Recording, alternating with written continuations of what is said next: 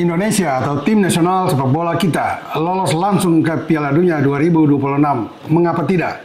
Tetapi ada syaratnya. Harus juga menjalankan faktor-faktor non-tenis. Salah satu adalah operasi senyap. Semua rekan sahabat Rai Soccer TV, tetap bersama Bung Yas selalu. Dan jangan lupa like, comment, and subscribe.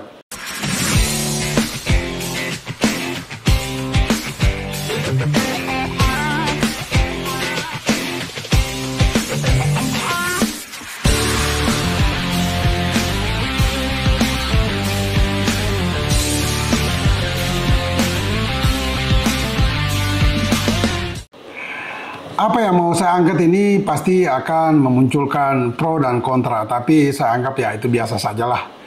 Mengapa tidak, di sepak bola memang ada pro dan kontra, suka dan tidak. Tapi oke lah. Dan akan saya memulai dengan sebuah ilustrasi atau beberapa ilustrasi sampai pada topik inti yang akan saya bicarakan. Begini, tahun 1998 Piala Dunia digelar di Prancis. Dan final adalah tuan rumah Prancis melawan Brasil. Beberapa jam sebelum partai puncak di mana Prancis berhadapan dengan Brasil, muncul isu yang sangat mengganggu kubu Brasil, di mana salah satu antara mereka Ronaldo, penyerang tengah yang saat itu sangat produktif, mengalami kejang-kejang sampai keluar busa dari mulutnya seusai makan siang. Dan dia akhirnya dibawa ke rumah sakit untuk pengobatan. Dan pada malam hari ketika pertandingan dimainkan, Ronaldo pun dipaksakan main. Ya, akhirnya Ronaldo dan Brasil dikalahkan oleh Prancis dengan skor cukup mencolok 3-0, di mana 2 gol Prancis dicetak oleh atau diborong oleh Zinedine Zidane dan 1 gol oleh Emmanuel Petit. Kekalahan Brasil ini muncul berbagai spekulasi dan komentar yang miring bahwa ada intervensi dari FIFA, juga pertandingan itu sengaja dilepas oleh Brasil untuk menyenangkan Presiden FIFA, Sepp Blatter, juga untuk menyenangkan rakyat Prancis yang saat itu sedang dalam kondisi ekonomi yang kurang baik.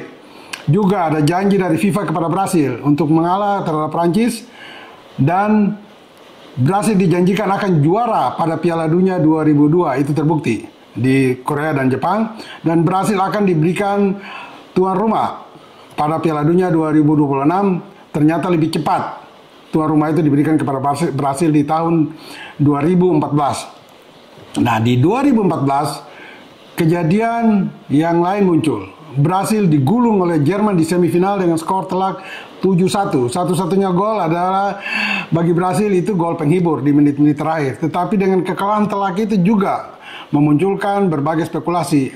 Brasil, sang juara dunia 5 kali, bisa kalah telak dari Jerman di kandang sendiri dengan skor yang begitu mencolok. Ada apa dengan Brasil?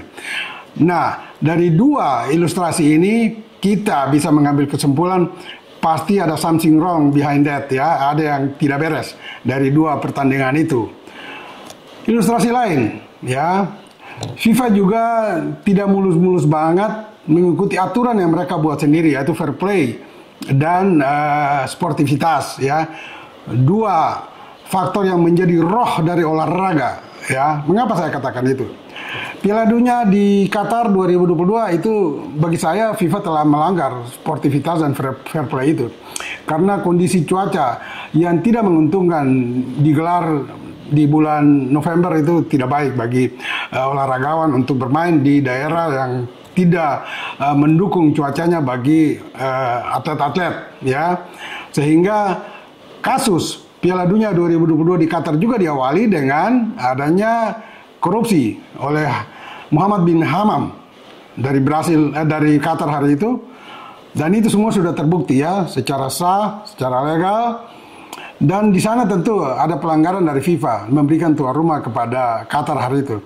Dan juga isu yang sekarang masih belum muncul tetapi sudah bergejolak, Arab Saudi kemungkinan akan menjadi tuan rumah Piala Dunia 2034. Bukan tidak mungkin juga Arab Saudi sudah melakukan operasi senyap, silent operation, untuk dia bisa menjadi tuan rumah. Ini juga tentu sebuah pelanggaran fair play dan sportivitas dari FIFA dengan memberikan negara-negara dari Asia Barat yang secara iklim tidak menguntungkan bagi permainan sepak bola tingkat dunia.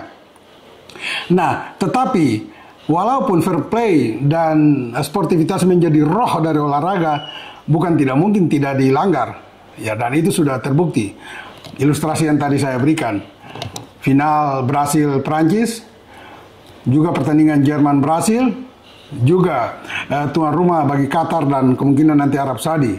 Nah, sekarang dengan dasar-dasar ilustrasi itulah saya mau mencoba mengajak kita semua berpikir memakai akal sehat.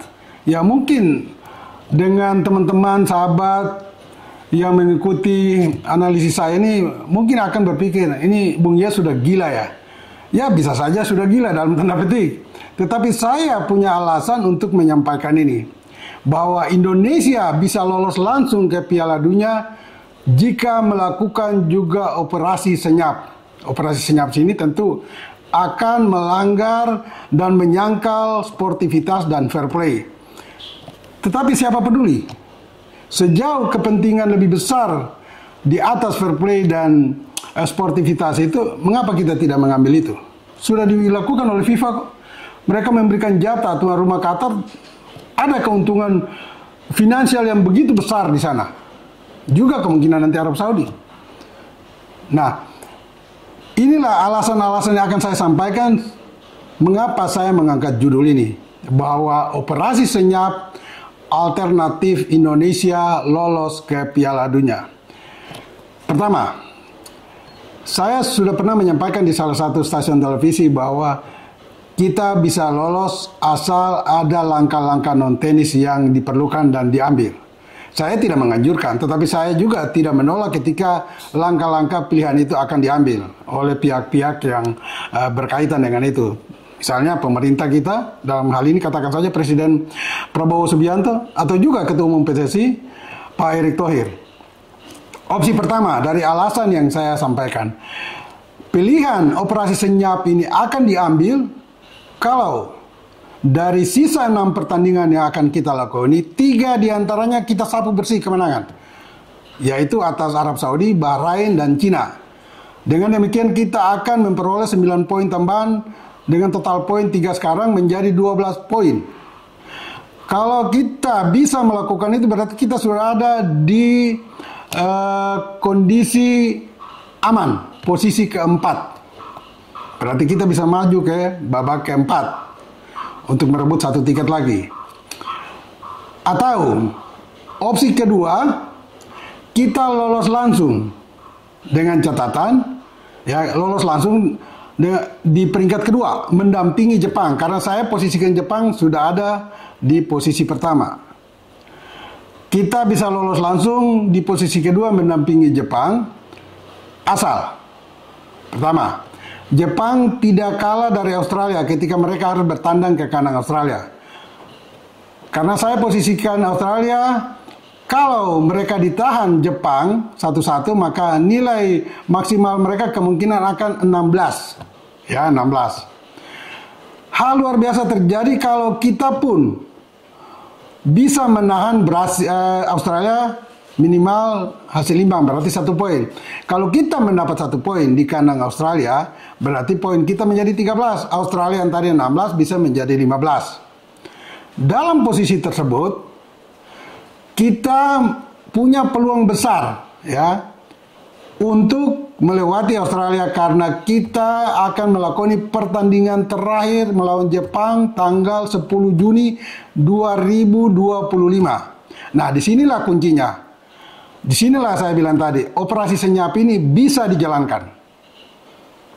Ya, kita lihat bahwa hubungan Ketua Umum Erick Thohir dengan Presiden JFA, Japan Football Association, yaitu Tashima Kosa, sangat baik. Ya, dan juga saya kira demi kepentingan yang lebih besar yang tadi saya katakan, ya, Presiden Prabowo bisa saja menggunakan momentum ini untuk menjadikan legasi bagi dia bahwa di bawah pemerintahan dia, Indonesia pernah lolos ke Piala Dunia. Karena kalau di pertandingan terakhir 10 Juni 2025 di Jepang, dengan asumsi tadi saya katakan, kita telah memiliki 13 poin. 12 poin yang sudah kita kunci, 1 poin kita ambil dari Australia dengan hasil imbang minimal, 13 poin. Dengan menambah 3 poin dari Jepang, kita akan memiliki 16 poin, sementara Australia yang menjadi kompetitor terkuat kita akan ada di peringkat ketiga. Dan kemungkinan bersama Arab Saudi di peringkat keempat yang lolos ke putaran berikutnya. Tapi sekali lagi saya tekankan bagi semua sahabat bahwa operasi senyap ini bisa dijalankan asal kita kunci dulu poin kita maksimal dari Bahrain, Arab Saudi, dan Cina menjadi 12. Karena kita menang atas 3 tim itu.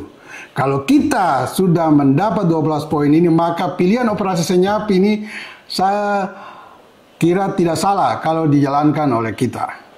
Ya, ini demi kepentingan lebih besar bahwa Indonesia akan lolos ke Piala Dunia. Jadi sekali lagi, memang kalau kita lihat dari sisi sportivitas dan fair play, di sana ada penyangkalan terhadap sportivitas dan fair play ini. Tetapi demi kepentingan besar tadi, why not? Karena kalau itu pun terjadi, tidak ada yang dirugikan. Jepang sudah lolos, ya. Australia dan Arab Saudi, ya mereka ada di peringkat 3-4, masih bisa juga ke putaran keempat. Nah, itu hanya analisis di atas kertas.